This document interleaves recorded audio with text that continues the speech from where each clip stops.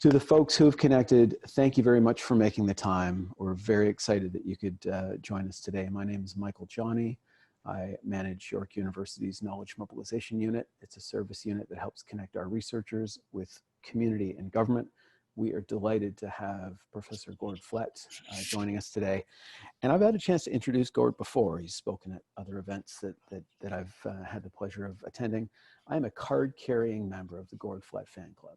I am a big fan of the work he does. He is a fabulous engaged scholar, and we are going to certainly learn this over the next hour.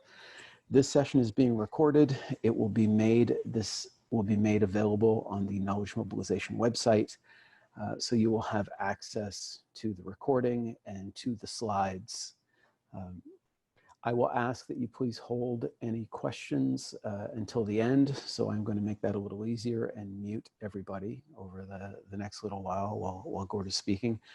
And when we open it up for questions, I'm simply going to go off a bit of a speakers list. So if you wanted to ask a question, use the chat function or Q&A and kind of raise your hand, and I'll just go down a list. I acknowledge it might make things a little bit disjointed, but it will be a little easier to keep a bit of order, because often if you just open it up, the loudest person speaks the most.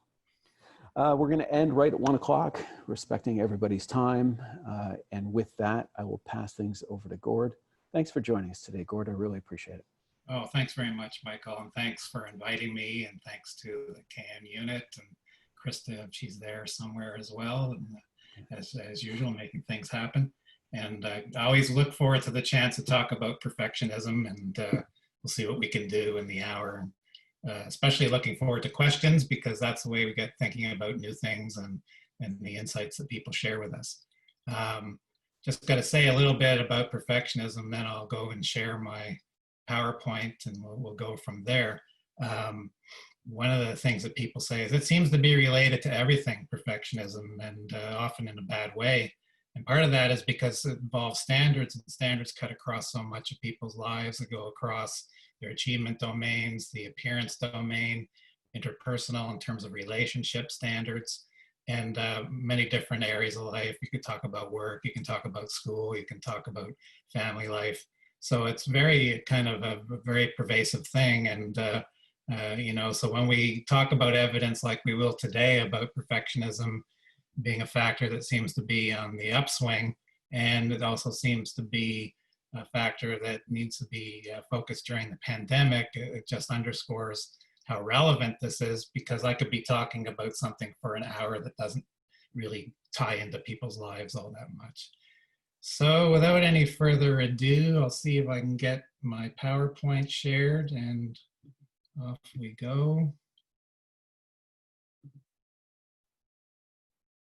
Can you see it?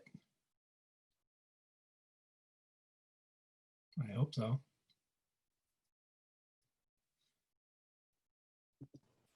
Not yet. Not yet? No. Okay. Did you have any flickers on it? No? Still not yet? No. Okay, hold on. This is why we're starting early, folks. There we go. I have shared screen. Let me make sure. Share. We're good. Okay. There we go. Perfect. Okay. All right. Said it was on, but it wasn't. Okay. Ready to roll. Awesome. Okay. So that's the working title. I could have come up with a million different titles, and just wanted to acknowledge I'm affiliated with the Lamar Center. Just recently ended my term as director, and our work enjoys the support of Canada Research Chairs program, as well as the Faculty of Health at York, where the Lamar Center is located. In terms of some goals for today, I'm aiming to increase awareness and understanding of perfectionism, and thanks to everyone who's tuning in here. I'm going to also talk about the pandemic in terms of its implications for perfectionists and the perils that I think are out there for perfectionists, and some tips and suggestions for how to address perfectionism in a way to lessen either its level or its impact. Some other themes for today, for those who are just finding out about perfectionism from our research perspective that I'll be talking about, It's much more complex and multifaceted than people tend to imagine. There's an interpersonal side to perfectionism, for instance, and you'll see that we measure it in terms of different dimensions and different ways of really conceptualizing the perfectionism construct. One of the things is our work, and by our work, I'm referring to my colleague Paul Hewitt and students, graduate students, undergraduate students, postdoctoral students who have worked on this both at York and at UBC and at other settings, that we tend to focus on perfectionism as being maladaptive in terms of the costs. There's an ongoing debate about just how adaptive perfectionism might be. What does it bring to people's lives that is positive? We tend to focus on the negative because we see situations of people who seem to be doing quite well, maybe in terms of achievements, but maybe not in terms of emotionality and how they're feeling about themselves. And a key thing I wanted to point out, and I really start as a main theme, is the apparent growing prevalence of perfectionism among young people, children, and adolescents. And in a recent paper decided that I think there's enough evidence globally to suggest that we have a perfectionism pandemic in terms of what we're seeing as this wave of perfectionism across many different areas of the world. And with our one measure that we developed for adults, it's probably been used in 30, 40, 50 countries and translated into many different forms. Some ultimate goals that I want to talk about before we get into the meat of the matter here is that the key has to be a focus on explanation rather than description. Our goal is to try and understand the factors and the orientations and indeed the perfectionistic people themselves, rather than simply describing them, to really get at the heart of the factors that are maintaining and exacerbating their perfectionism, which then has implications for change. So the ultimate goal in psychology and in social science in general and science is to try and explain, not just describe. And I tend to work backwards at times, looking at people who are identified perfectionists and try to then look at their lives and see how that might illuminate some research topics that could be studied. And another ultimate goal is action rather than acceptance. And by what that I mean is that we need to do something about it. I'm now at the age and the stage where I say, well, you know, we've got to try and address a problem. I would be a hard time being one of those people who studied something just for pure academic reasons. There's enough world problems, I don't need to say, in 2020 that need to be addressed. And ideally, when it comes to this and other topics, we find some ways to make people's lives better. And whether that's, you know, changing the lives of people who are already struggling with it, or ideally preventing perfectionism. And just to underscore this, I'll share you the first thing to help you get through the rest of this presentation, this Charlie Brown cartoon. There's Linus: when I grow up, I'd like to study about people. People interest me. I'd like to go to some big university and study all about people. And Charlie says, I see, you want to learn about people so your knowledge will be equipped to help them. And he says, no, I'm just nosy. I selected this in part to really emphasize the thing that Charlie Brown says there, is that, you know, ideally you're going to come up with knowledge that's going to make people's lives better, or the people around them, their lives better. And that's what we're trying ultimately to do when it comes to perfectionism. And also, of course, my hairstyle is looking more and more like Charlie Brown every day, so I can relate on that level as well. Now, in terms of the prevalence of perfectionism, I'm going to talk about that first. I analyzed these data, and I don't know if anybody else has come across this information, but in one of the very large youth self-report measures, where there's well over 100 items, there's one little item that asks them about the pressure that they're feeling to be perfect. And back in the late 2000s, which seems forever ago now, there were 3 sets of papers where they reported the items for these massive samples. This one that I'm highlighting here is over 27,000 adolescents who filled out this scale across 31 different societies or countries.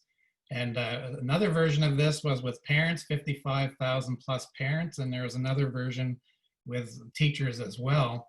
And I just want to draw your attention to the results for the self-reports, because out of over, I think it was 114 items altogether, the top 10 broke down like this.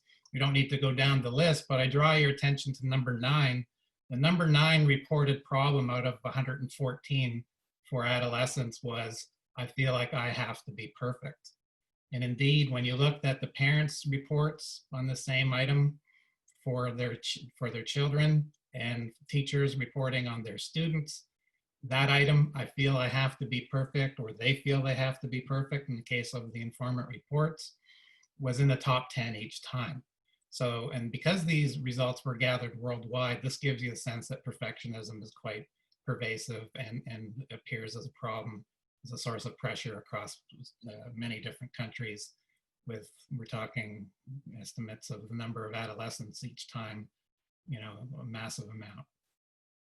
Now, to further underscore the issue about how common is perfectionism, how much we need to start worrying about the pervasiveness of it, here's some results from the York Region District School Board. I've worked with them and another local school board for the last several years. And this is part of their annual survey that they give out, or every second year actually, as mandated by the province. And they added some items to tap into themes that I was interested in. And one of the items was, I feel like I am expected to be perfect. Almost 24,000 high school students and over 2,400 ESL students in this York Region sample. And shocking 54% of the sample, 56% girls, 52% boys, agreed or strongly agreed with the item, I feel I am expected to be perfect. And in the ESL sample, almost 2 out of 3, 65%. So what this is telling you is that there's a massive number of young people just in the York region alone who are feeling a pressure to be perfect. And one of the messages that we tell these students is that if you're feeling this way, in fact, you shouldn't feel atypical or abnormal, because in fact, this pressure to be perfect is the norm. Other results that we have from those local school districts indicate that it clearly is not pressure that anybody would necessarily want in terms of its link with emotionality issues and other stress indicators. So we should be very concerned about this level of perfectionism in terms of the prevalence. And here's briefly, I'll just tell you about some results from several studies that have now looked at different types of perfectionism among samples of children and adolescents.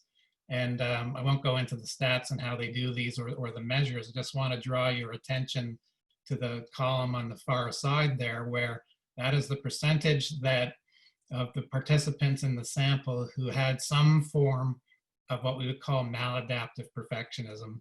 Maladaptive meaning that it's giving them links with distress, like anxiety and things like this. The lowest was 27.5%, so more than 1 out of 4. A study done in the Baltimore area through Johns Hopkins indicated that more than 2 out of 5 had a problematic level type of perfectionism. And one of the best studies, the last one, Saronic and Reeve, was done with Australian participants who were assessed on 3 different types of perfectionism, 3 different measures, and about 3 out of 10 had maladaptive perfectionism. So again, that suggests that we're having significant problems in terms of the pervasiveness and the level of prevalence of perfectionism.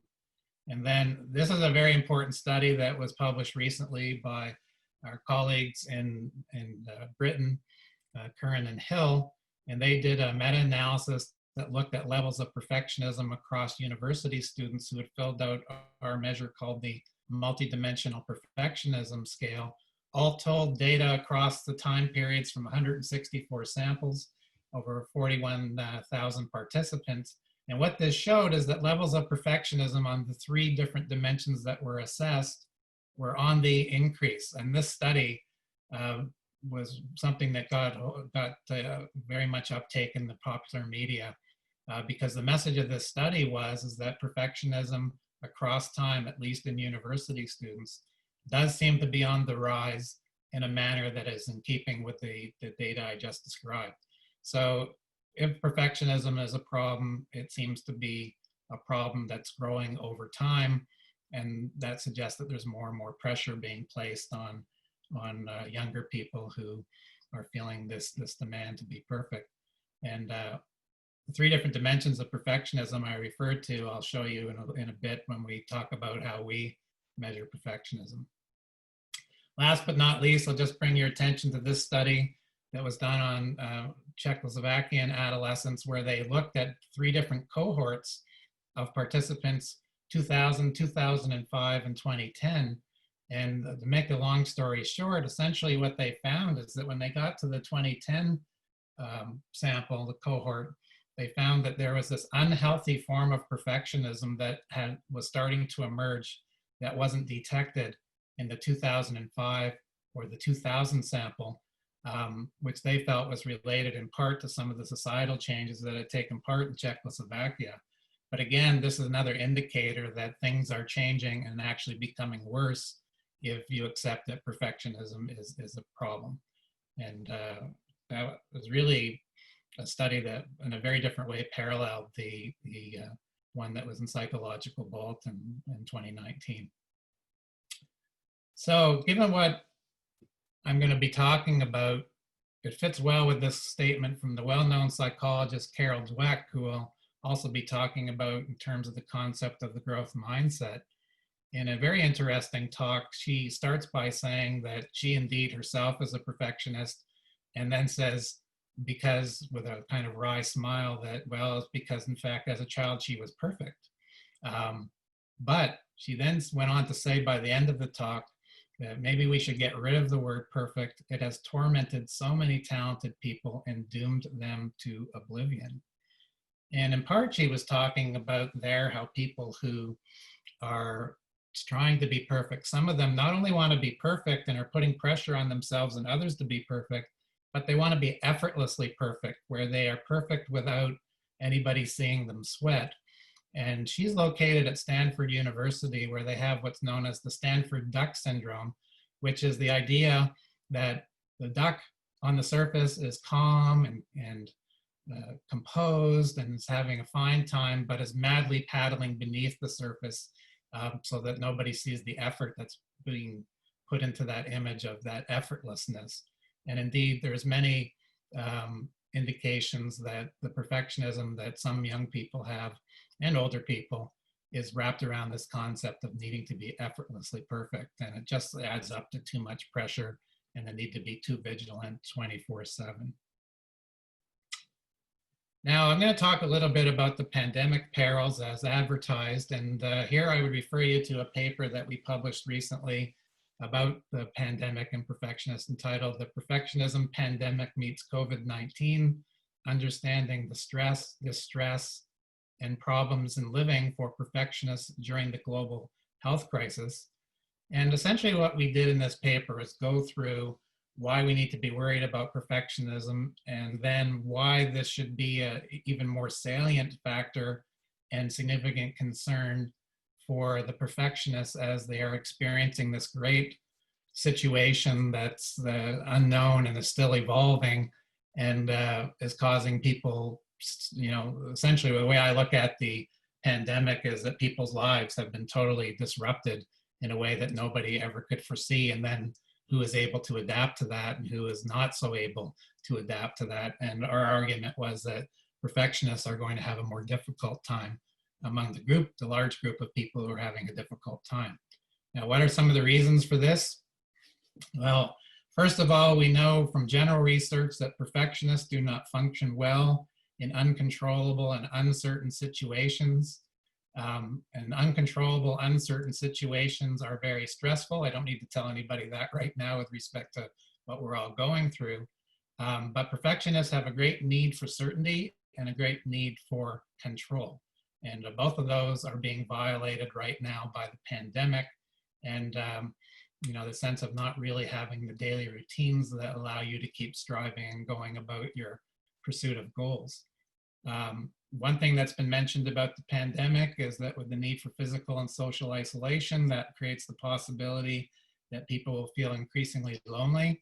This is a problem in general, but it's a problem in particular for perfectionists, because there's now growing research that supports our model, which we call the perfectionism social disconnection model. And this is the idea that perfectionists, through one means or another, are people who tend to become isolated and are prone to loneliness. Perhaps that's an avoidance if they're expecting not to live up to expectations, or it could be some of the interpersonal tendencies of perfectionists.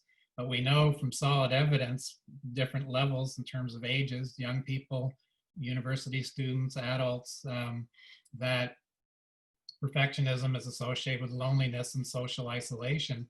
So if you have people who are already prone to this and now they're in a situation that can exacerbate it, it's likely to be a significantly greater concern for certain perfectionists indeed. Another thing we know from various lines of investigation and case examples is that perfectionists typically do not seek help. When I'm asked by members of the media, what's the one thing you want to suggest to perfectionists in terms of advice? The one thing I come back to is I say, if you think you need help, seek help. Don't try and see it as a sign of weakness and stigmatize yourself, because we know that perfectionists tend to be very self-reliant. Some of them, seeking help as a source of shame because they have to admit that they're not perfect. And we would then see right now, then, if perfectionists are particularly struggling more so than usual, they would not be likely to seek help. They would be suffering in silence and thinking bad thoughts.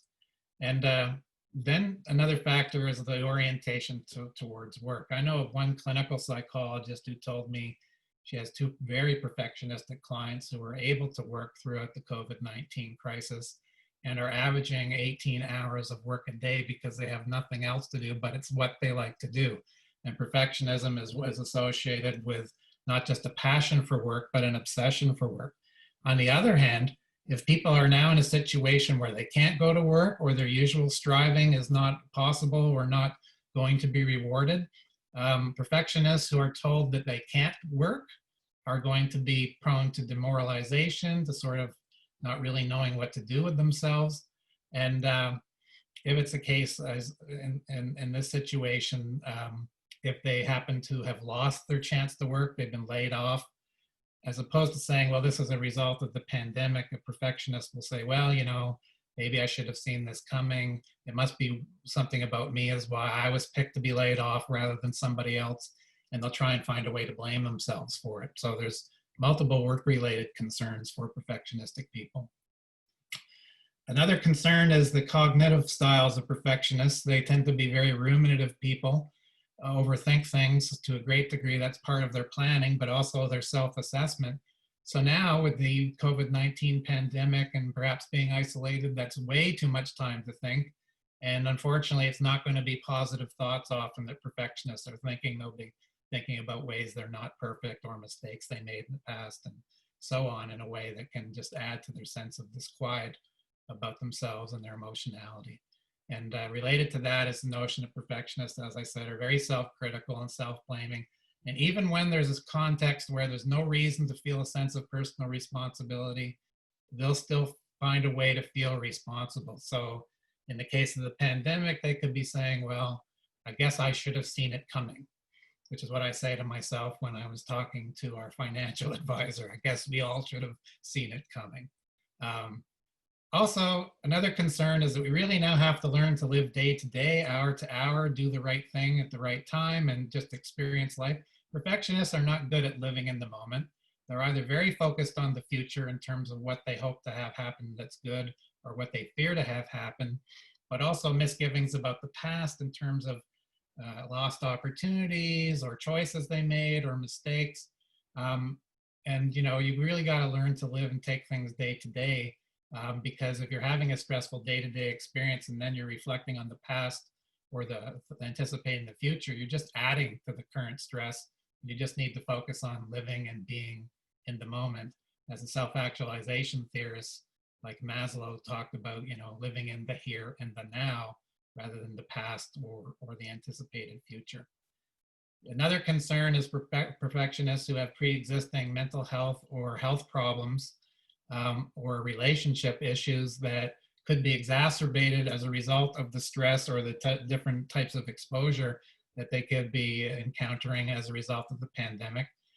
Perfectionism is related to so many different things, and if you're perfectionistic and you're dealing with one or more of these other things, and now you've got the stress of the pandemic to be layered over top of that, it can be something that for some people can just seem to be far too much and can be overwhelming for them.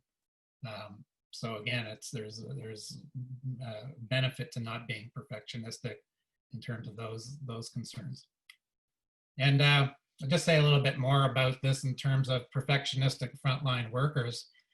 We know that perfectionism is linked with burnout based on a meta-analysis, again, by Hill and Curran in 2016.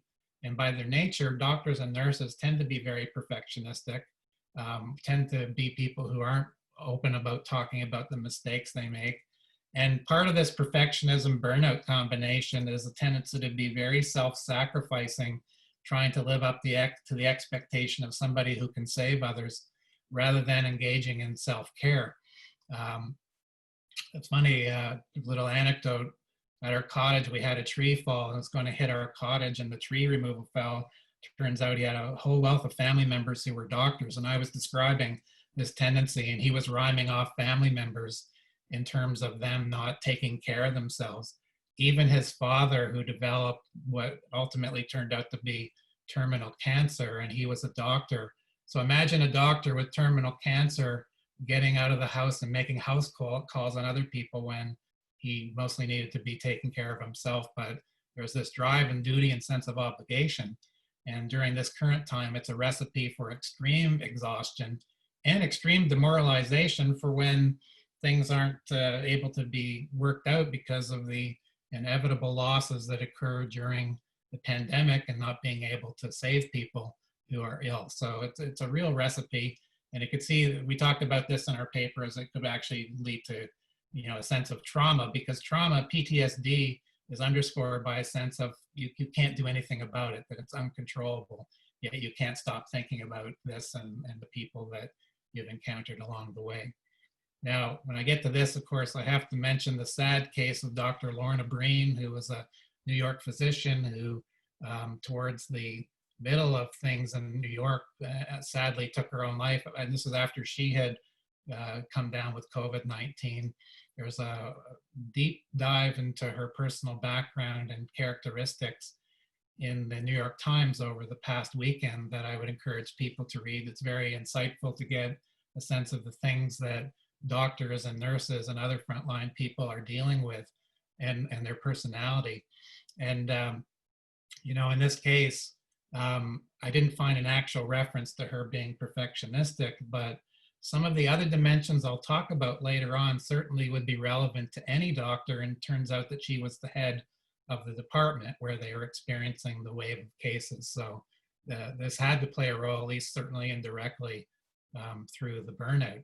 And one thing that was common among cases when somebody takes their life who may or may not be perfectionistic, but it is certainly more common with perfectionistic people, is that they put on a front so that nobody knows what kind of psychological pain they're dealing with. Sometimes this is fueled by a sense of shame. And it's so sad because there are so many people typically in a position who would have been so glad to help somebody if they'd let them know that they are in jeopardy, but unfortunately they don't find out until it's too late. So that's something to reflect on. And a lot of the work we've done is focused on the link between perfection and suicidality, and its role as both a correlate and a long-term predictor of suicidal tendencies. Now, just to make this personal again, I would point you to an article that was at the start of July written by the parenting editor of the New York Times, Jessica Grove. And I was fortunate to be interviewed for this article, but at the root of it, Jessica Gross actually named, you can't do a perfectionism talk without making a glaring error. It should be G-R-O-S-E. And she contacted me in part because she was having some difficulties with her 8-year-old, very perfectionistic daughter. And I said, well, our eldest daughter was once upon a time 8 years old and also very perfectionistic, and I could imagine what it'd be like. And she talked about the uncertainty of how to cope, because as the pandemic wore on, the stakes seemed to get higher in terms of the stress, the uncertainty, and just what to do. And so I would direct you to that link. I'll just give you a quick thing I'll read out as an excerpt from this story in the New York Times.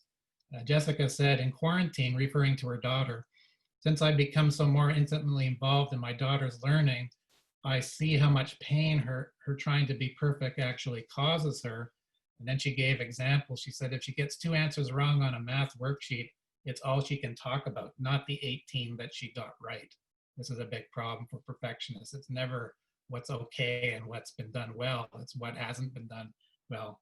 And then she said, and that failure, defined as not getting 2 right out of 20, that failure in her mind would often metastasize into a meltdown. She also said in the article that the perfectionism was detectable very early with her daughter, in that she said that she was pretty certain that when she was starting to speak that she knew more words than she was producing, but she would only say them if she was absolutely sure that they would be correct and not have a mistake, which is a very early pressure for a young child to be that closely monitoring what words you produce when you're learning language. Now I'm going to talk about the different components of perfectionism in our model, but just talk about some general characteristics. And I want to make sure I'll pick up the pace so we have time to have some questions here. One of the things that we found that cuts across the dimensions I'll be describing is an low unconditional sense of self-acceptance and a lack of self-compassion. Perfectionists tend to be more self-critical and are always not willing to allow that maybe they didn't have to be perfect after all. They have a contingent sense of self-worth. That means that they're going to feel good about themselves if they meet outcome-based expectations, but also contingent self-worth in terms of always needing to be working and striving all the time. At the root of it, we believe, consistent with what the luminaries such as Adler said, is a basic sense of insecurity, so that perfectionism is a form of overcompensation for not really being certain or about the self, in a way that you would need the validation of others of your worth by, and you try to get that by striving to be absolutely perfect.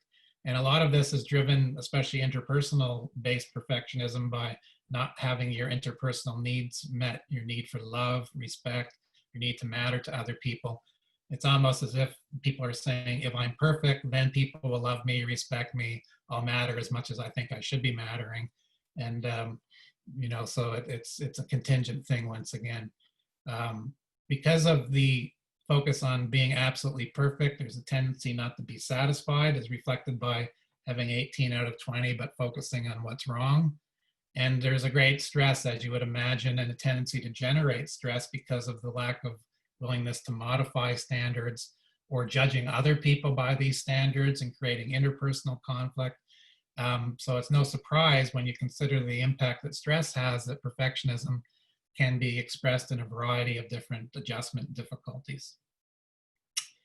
I'll just briefly go over, we don't have time to go over everything with how we study perfectionism, but just to get to the point about how it's complicated and complex, we talk about the trait dimensions, and then we also talk about, and traits when people think about what somebody's usual personality is like, what kind of personality, stable traits do they have.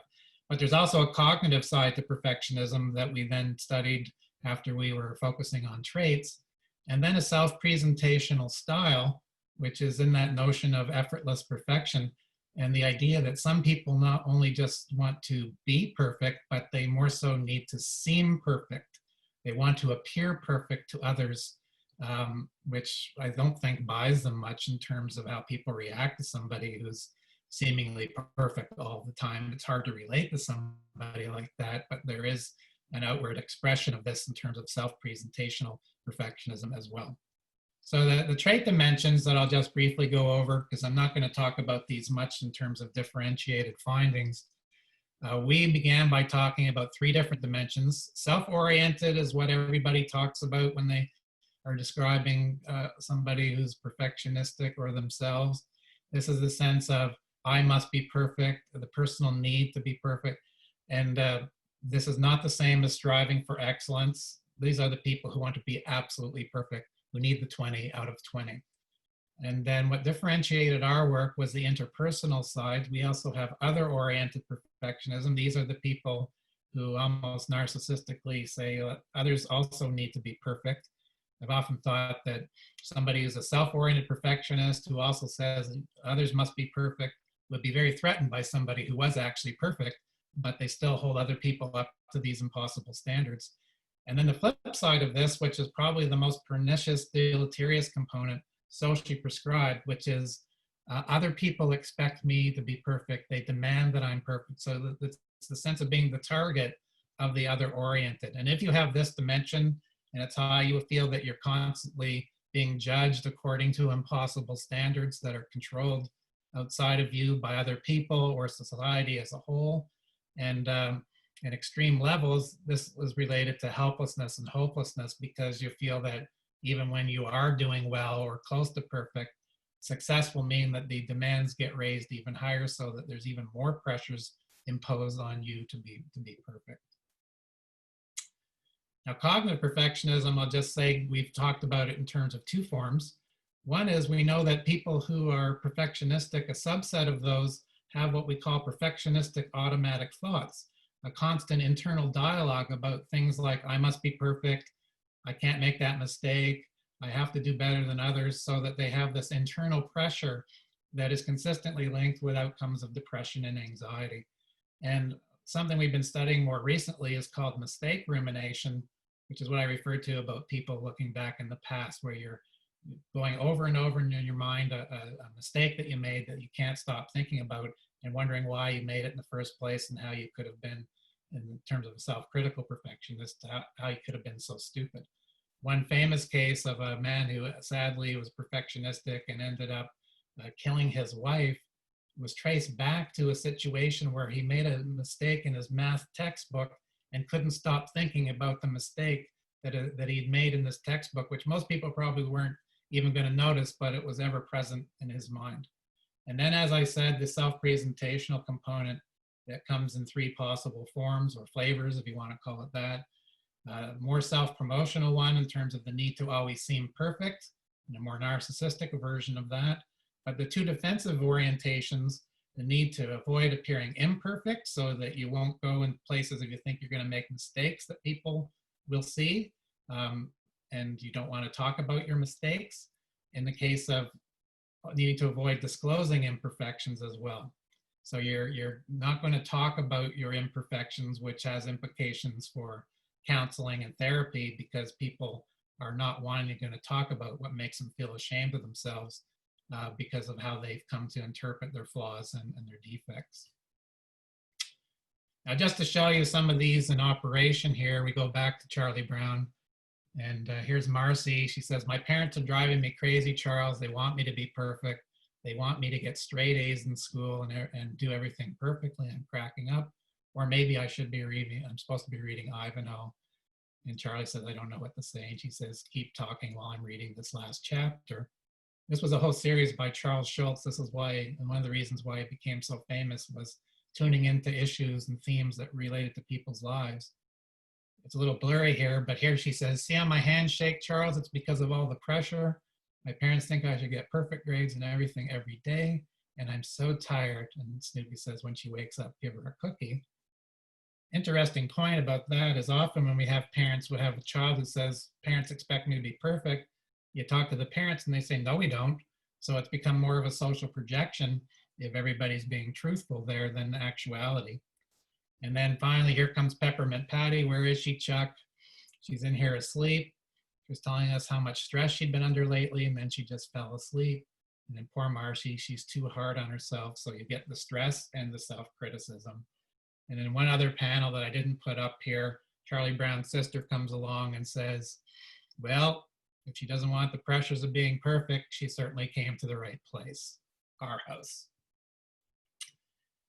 So that illustrated some of the costs for perfectionists. There's the emotional costs that I've alluded to already, anxiety, depression, and sadly in some cases suicide or suicidal thoughts. A big focus of our work in recent years has been on the health costs of perfectionism, which is the stresses manifest in terms of the health issues. It's been related to a variety of problems. High blood pressure, cardiac issues. I have a paper published with researchers in Quebec looking at perfectionism and cancer.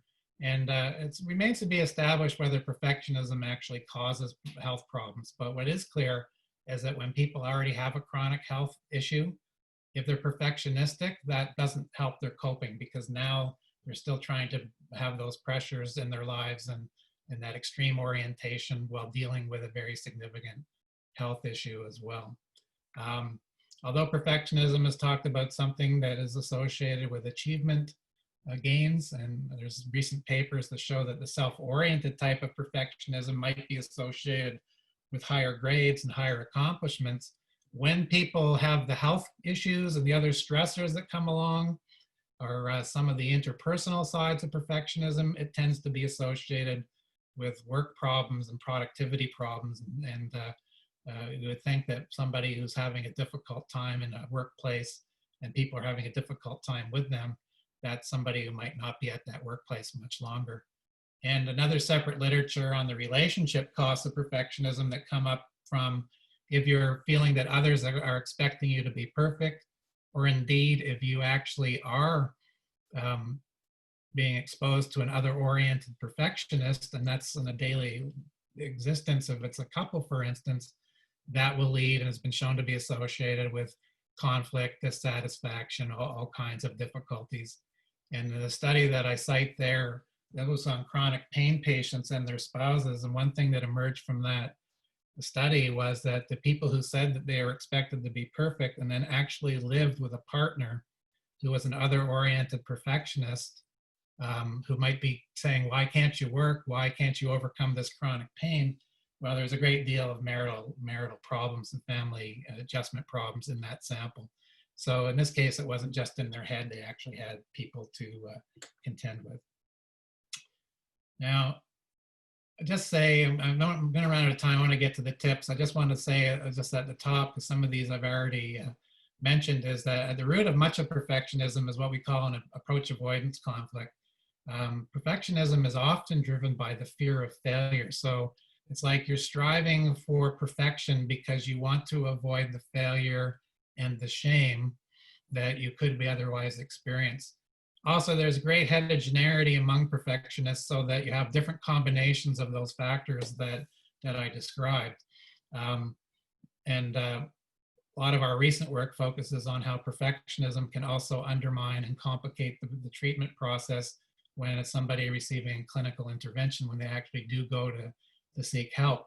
But just to underscore that perfectionists might have a cost to pay even when they're famous, we have these people here to illustrate. There's Brian Wilson of the Beach Boys, famous Rock and Roll Hall of Fame, all those #1 songs, but of course severe adjustment problems. Even told his gardener at one point to dig a grave in the backyard because he was going to kill himself. And at the root of it, he says, I kept thinking about the perfection and the greatness I was striving for and the likelihood that I would never reach it. Another extreme perfectionist who's very self-critical, Eric Clapton, talks about this in his autobiography. Eric Clapton in the book also talks about 2 suicide attempts that nobody really knew that he had. It's remarkable that he's still with us, which I would interpret means that he still has more work to do on the planet. And you would think somebody who's regarded as the guitar god, as one spray painted slogan was Clapton is God, hasn't internalized that in terms of how he feels about himself, going back to some of his family situations that he's been coping with from a young age. Here's another cost in terms of the health cost. You would think with somebody with his financial wealth and his intelligence and notoriety that somebody like Steve Jobs, an extreme perfectionist, especially other-oriented perfectionist, would have lived beyond the age of 56, and sadly he did not. And some of this was the interpersonal trail of the perfectionism that his daughter wrote about in her recent book. And another one, Ashley Judd, who coped with her very chaotic upbringing where they moved almost every single year, went to visit her sister who was receiving treatment in a facility. And the psychiatrist said, well, how did you cope with all this chaos and upheaval? And in fact, that's what the point at which she acknowledged that she'd been suffering from extreme depression. And she coped with this through the self-presentational style that I referred to, which was to put on that front, which helps you as a professional actress, but doesn't help you necessarily get the help that you need. Okay, I'll say a little bit about prevention and get to some tips and then some questions. I've got my eye on the clock there, as I know Michael does too. And why focus on prevention? Well, part of today and in general is we need to focus on prevention to make people more aware of the costs. A lot of young people in particular think, well, perfectionism is going to make their lives better, when in fact, striving for excellence could make their lives better, but trying to be absolutely perfect will actually make it worse in terms of some of the costs. And we go through and we talk about the celebrities, for instance, who you might think would have happy lives, but don't necessarily have that happy life. Also, I've already talked about the social disconnection. Ideally, it would stop the perfectionists from getting into a situation where they feel very isolated and alone. And it's helpful for them to know when we talk about the prevalence that they're not the only ones feeling the same way. And maybe it's not something about them, but about the situation or the period in life they're trying to navigate their way through. I already talked about the hiding distress. If you wait for perfectionists to come for help, often it'll be too late. So it's better to be proactive. And also in terms of this, our work on the treatment of perfectionism and other people's work shows that once perfectionists show up in treatment, they've usually got a very complex array of psychological issues to deal with and interpersonal issues to deal with. And this often gets reflected in being very reactive and defensive. And ideally, you would address some of these long before it got to the point of somebody needing intervention. Now, some targets for change, and then we'll get to some tips, is that obviously you would want to aim to reduce the levels of perfectionism and the standards that go along with that and are fueling the perfectionism. But also it's important to reduce the importance of being perfect. Albert Ellis talked about this. He said, what's most problematic about perfectionism is the irrational importance, so that people are saying, I wouldn't just like to be perfect, or I want to be perfect. I absolutely have to be perfect. I must be perfect. And it becomes irrational at some point when you acknowledge that nobody is perfect. And you got to wonder, why do some people attach such incredible importance to it, where it can become all-consuming? So you want to at least address that if you can't change the perfectionism. And a lot of the problems in perfectionism come with what happens when things are not perfect in terms of how they react. We call this perfectionistic reactivity. There's myriad ways that perfectionists tend to respond maladaptively when things are not going well. In terms of maladaptive coping, for instance, they are very emotion oriented, but also very avoidant in ways that can just make problems continue to bubble and to grow and the stress to magnify. And if you can't change somebody's level of perfectionism, it makes a lot of sense then to focus on more adaptive ways of coping and responding in positive ways when things are not going according to plan.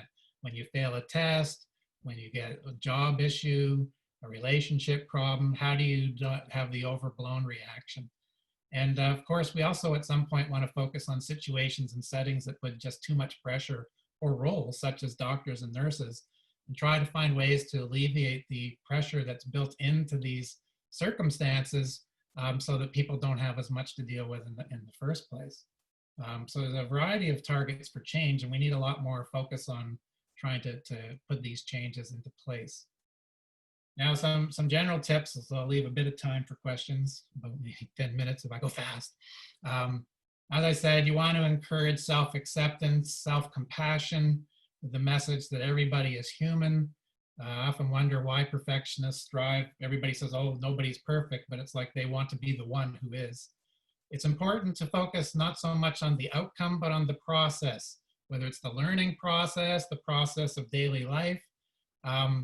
According to this notion of everybody's learning and developing right through from the cradle to the grave, and that you shouldn't be seen as a finished product, because they're often seeing themselves as a finished product who has some significant defects and flaws. It's important to get out of that total work orientation by encouraging things in terms of things like volunteer, making somebody else's life better. You can feel like you matter not by being perfect, but instead by mattering to other people, by enhancing their lives.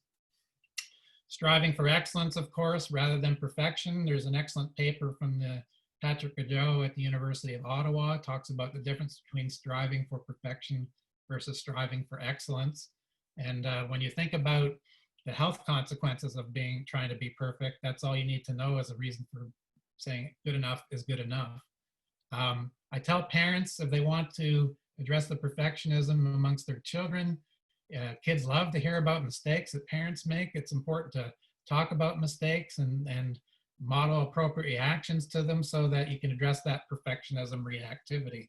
And another recent paper, we showed that perfectionists are very low on what's known as mindfulness, learning to take time out to breathe and to enjoy life and work through your emotions in a non-defensive way, according to the different ways you can learn mindfulness training, is something that's certainly beneficial with the health side of things as well. And I already talked about self-compassion. Dweck, I wanted to say the problem with perfectionists is they often do not have the growth mindset. They have what's known as the fixed mindset, where mistakes and flaws reflect on them as a person and their fixed limitations. But you need to get into the mindset of that you need to learn through your failures and mistakes. Famous perfectionist who is really good at this, who talks about it in his autobiography, is the Governor, Arnold Schwarzenegger. Talked about how his dad instilled the sense of needing to be perfect in he and his brother at a very early age, but also the idea that failures and mistakes were okay because that's how you learn. And most importantly, stop comparing yourself to other people. Perfectionists do this rampantly, and there's nothing good that comes from it. I just draw to your attention, I said to Michael, we could make this available to people. There's 3 podcasts where you can hear more about perfectionism. If you're interested, the one I'd recommend is one on NPR back in 2014. Not because I'm a part of it, but the discussion just naturally evolved. And there was one fellow who worked with musicians there who talked about it in that context as well. And it just unfolded as a pretty natural conversation. I also did a recent one as well about perfectionism geared towards lawyers that has more up-to-date information. And I'll just leave you with this quote from Tolstoy, from Anna Karenina. If you look for perfection, you'll never be content. And I think this is one of the biggest issues with perfectionists, that enough is never enough. They are never going to be content. And I also wanted to add that in because in a quirky twist of fate, it turns out that my wife's grandmother was the governess for Tolstoy's children. And that's a story for another day. But he had figured out the problems with perfection while coping with the Russian Revolution. Okay, thanks. Covered a lot in a short amount of time. You always have important things to say. Thank you very much, Gord. I have unmuted everybody. We have a few minutes left. If there's anybody that wants to pose a question, just let me know in the chat function.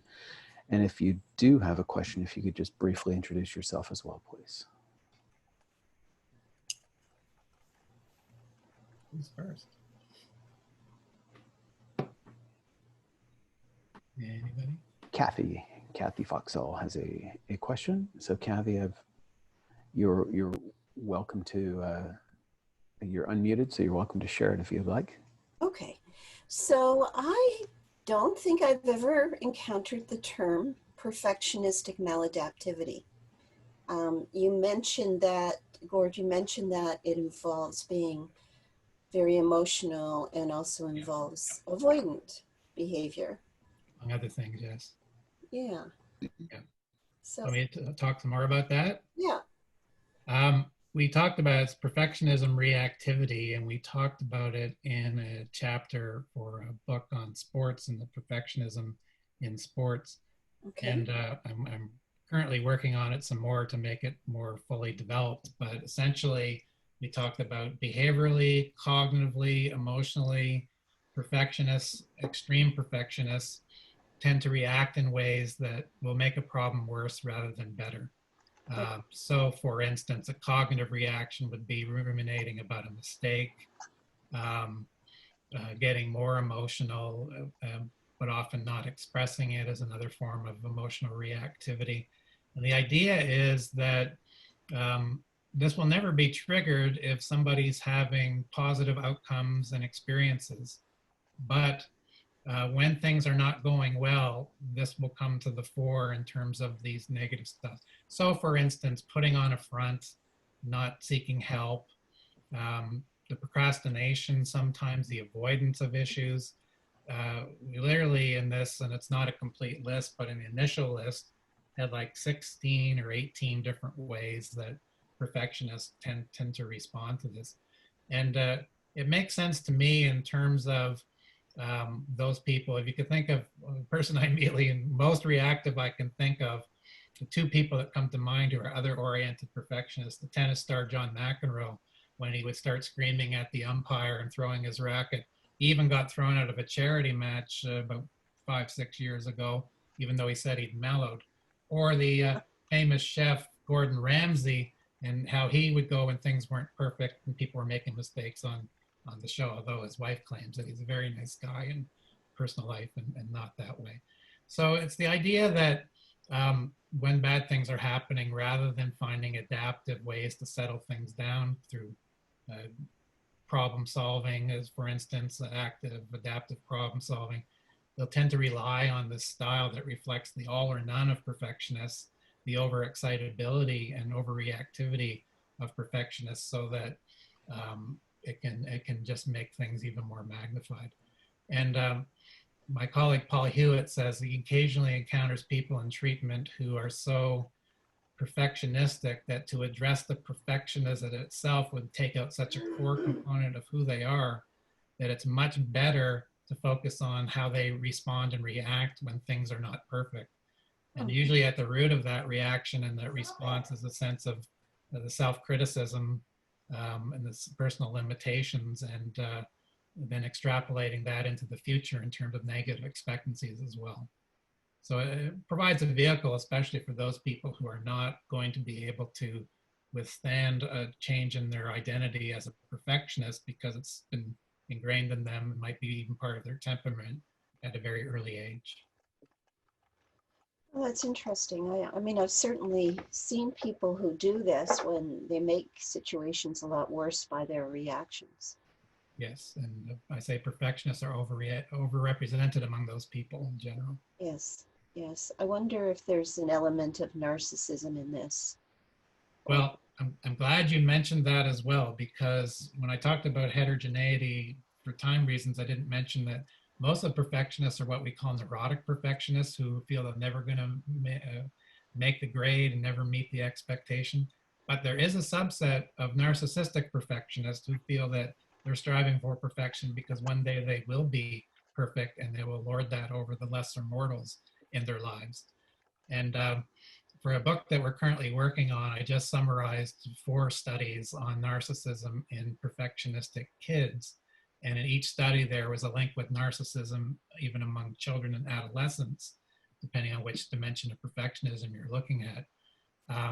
So of course, the narcissistic perfectionist who is getting feedback from others that they're not perfect is not going to respond well, probably not willing to admit that they make a mistake, and may have the problems of self-awareness that's fueling that, the low self-awareness that's fueling that reactivity. And then that, of course, would cause more harm to their interpersonal relationship. Yes, and it just feeds back more stress. Right,